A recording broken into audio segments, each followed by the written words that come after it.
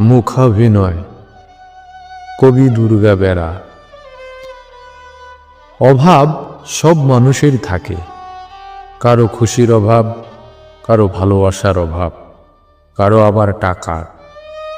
যারা অভিযোগহীন মানুষ তাদের বাইরেরটা দেখায় ভীষণ সুখী, ভীষণ পূর্ণ, কিন্তু ভিতরটা তার উল্টো। মন খুঁড়ে কে আর দেখে?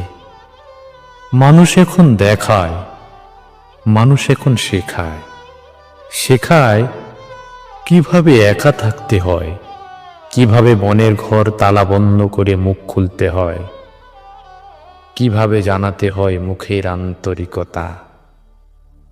ভালো না লাগলেও করতে হয় প্রশংসা, ভালো না বাসলেও বলতে হয় ভালোবাসি, পছন্দ না হলেও বলতে হয় দারুণ।